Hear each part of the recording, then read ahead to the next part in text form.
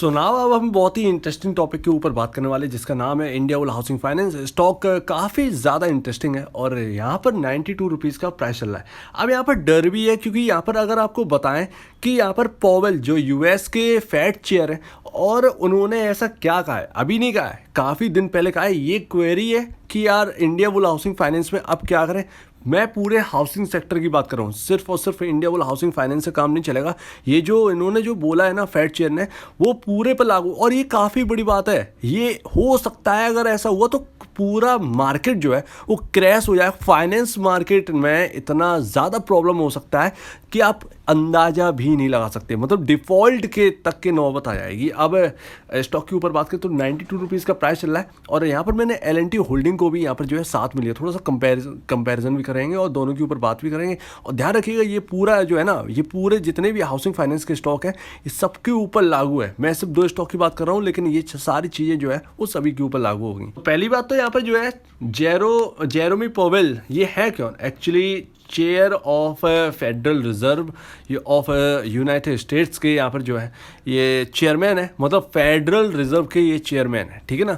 और अंकल जी ने जो है वो काफ़ी ज़्यादा बड़ी बात बोल दी है। ये पुरानी बात है, मैं आपको दोबारा दोहरा रहा हूँ और उसके बाद हम पूरी डिटेल से बात करें। तो इन्होंने एक्चुअली ऐसा कह क्या दिया था कि पूरे हाउसिंग फाइनेंस पर अमेरिका में डर बना हुआ है और वो उसके साथ साथ यहाँ पर डर है। यहाँ पर पॉवेल जी ने यहाँ पर ये कह दिया था कि जिस तरीके से इंटरेस्ट रेट है ना जो बढ़ाई जा रही है, कि आपने देखा हो 75 बेसिस पॉइंट, कहीं 50 बेसिस पॉइंट, अगर ये और भी ज़्यादा स्ट्रांगली बढ़ाई जाती हैं तो यहाँ पर हाउसिंग फाइनेंस सेक्टर जो है उसके क्रैश होने की संभावना यहाँ पर पूरी बन जाती है। यहाँ पर 99% चांस है कि हाउसिंग फाइनेंस सेक्टर जो है वो क्रैश हो जाए। और यहाँ पर जो है इन्होंने एक और चीज़ नाराज़गी जताई थी। इन्होंने कहा था कि हम कितना रेट बढ़ाएंगे, इनकी मैं पूरी बात बताता हूँ इन्होंने क्या कहा था।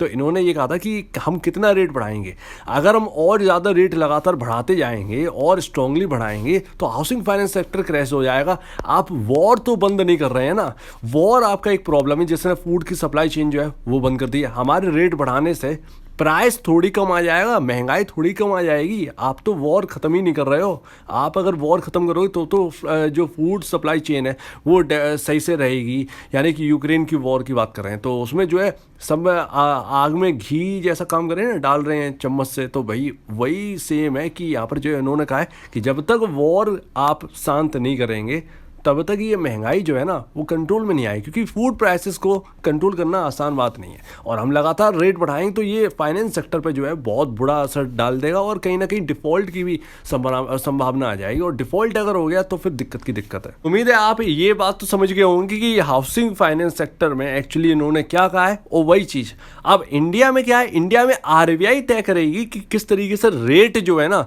वो बढ़ाया जाए और घटाया जाए, वो सब RBI के ऊपर है। लेकिन अमेरिका में जो डर बना हुआ है, अगर यूएस से अगर स्टार्ट हुआ तो वो यहाँ पर भी आना तय है। भले उसकी थोड़ी सी झलक आए ना, लेकिन आएगा। और अभी देख लीजिए कि आप कहते हैं कि क्या एग्जिट कर जाएं या बेच दें इंडिया बुल हाउसिंग फाइनेंस के स्टॉक को, तो किस तरीके से बेचें, मतलब क्या रह गया है इसमें। अगर आप ये देखें मार्केट कैप मात्र 4,269 करोड़, 4,080 करोड़, 4,280 करोड़ का मार्केट कैप है, मात्र 4,080 करोड़ का। ये सबसे लोएस्ट NBFC है, जबकि कंपनी जो है वो प्रॉफिटेबल है अभी भी। ध्यान रखिएगा EPS जो है वो 24.97 है, PE रेशियो 3.64, मात्र 3.64, और मार्केट कैप ना के बराबर।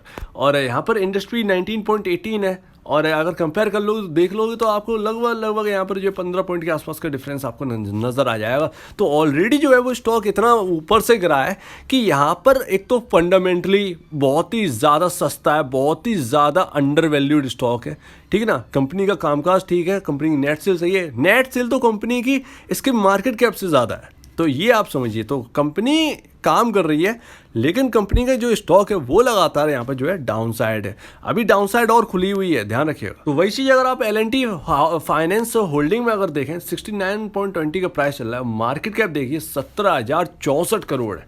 अब अंतर देख लो जरा कि कहाँ जो आपका इंडियाबुल हाउसिंग फाइनेंस है उसका 4,300 करोड़ के आसपास का मार्केट कैप है, और एल&टी फाइनेंस होल्डिंग का 17,064 करोड़ का मार्केट कैप है। तो कितना बड़ा ह्यूज डिफरेंस है।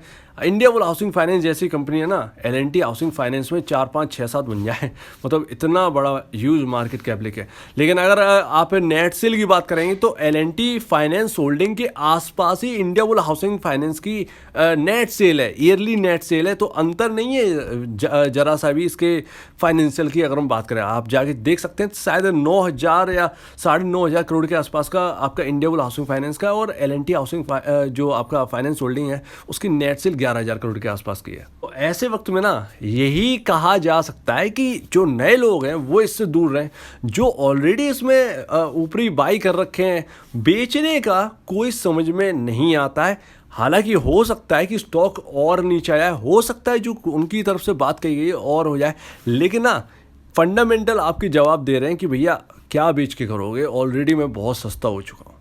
तो यहाँ पर मेरी राय जो है ना वो एकदम न्यूट्रल रहने वाली है। जो भी है, आप अगर आप यहाँ पर तैयार रहें तो आपके लिए ज़्यादा बेहतर रहेगा। अदरवाइज़ यहाँ पर जो है क्या बेचने का क्या समझ में नहीं आ रहा है। और ख़रीदने की अगर बात करें तो यहाँ पर थोड़ा सा जो डर बना हुआ है, अगर आपको लगता है तो भैया अभी मत खरीदे, बाद में खरीद लेना। लेकिन इंडियाबुल हाउसिंग फाइनेंस बहुत ही सस्ता स्टॉक है। मैं ये नहीं कह रहा कि आप होल्ड करिए, जैसा भी आपको लगता है वैसा करिए, लेकिन इस वक्त जो है मेरी तरफ से तो न्यूट्रल है। मैं आपको ये नहीं कह सकता कि आप बेच दो, ना ही ये कह सकता हूँ कि बाई कर लो। तो आप कहेंगे कि फंसा रहे हो, लेकिन मैं कहूँगा कि यार बिल्कुल भी समझ में नहीं आ रहा है, क्योंकि ऑलरेडी स्टॉक जो है वो काफ़ी ज़्यादा सस्ता हो चुका है और फंडामेंटल बहुत ठीक है। अभी स्टॉक के चार्ट के ऊपर बात करी, 184 का लेवल टूटा, फिर 130 का लेवल टूटा जब हमने बात करी थी, और अब देखिए सपोर्ट अगर आप पूछें कहाँ पर है, ये भैया 81 पर है, और ये 2020 का है, ध्यान रखिए 2020 का है, ये मार्च के आसपास का है, ये लो 81 पॉइंट है समथिंग का।